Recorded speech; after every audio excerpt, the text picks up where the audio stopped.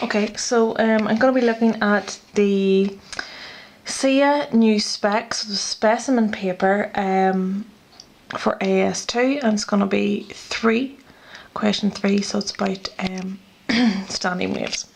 So this is talking about a student holds a tuning fork of frequency 487 Hertz, and they find the second position of resonance.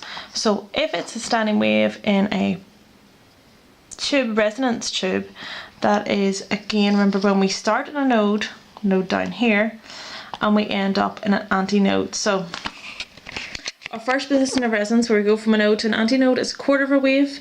The second position of resonance, where we go from the starting node to our next antinode, is 3/4 of a wave. So that's what we're going to be drawing in our pipe. The first part is in part 1, sketch the displacement pattern. So that is just how much a wave that we see. So remember, our node is down at the bottom of the pipe and we have to end with our antinode at the top, so it's 3/4.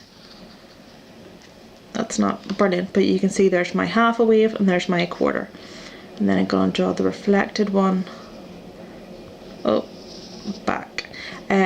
Please, when you're trying doing yourself, just try to make sure that there's a bit of symmetry going on each side, that your antinode matches up with your other antinode, and your two lines cross for your node.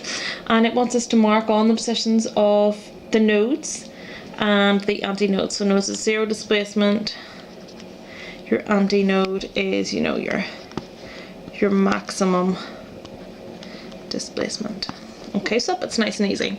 The next one, it says the length of the air column is 517 millimeters. Now obviously if you're seeing millimeters, you need to then go and look at your answer for your units, because they want you to find the velocity, and the velocity units are given in meters per second. So that is going to show you that the length of the tube, which is in millimeters, needs to be turned into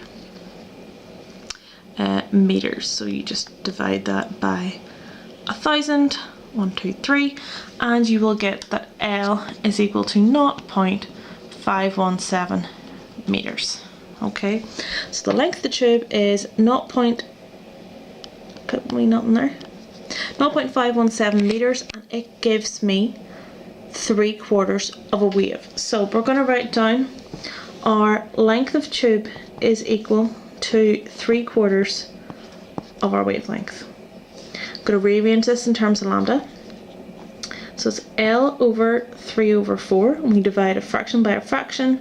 We take the bottom fraction and we flip it upside down, so it becomes 4L over 3 is equal to lambda. Now remember that L is equal to 0.517, so I'm going to put that value in here. So it's going to be 4 times 0.517 divided by 3, and that's going to give me what my wavelength is. 4 times 0.3.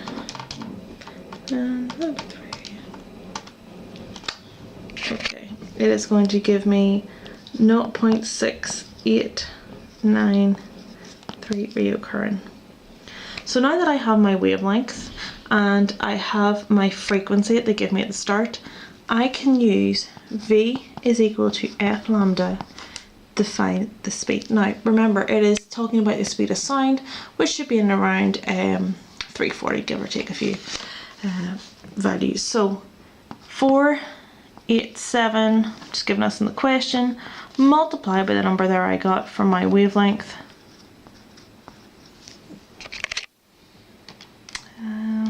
and we get about 3 significant figures, 336 Hertz.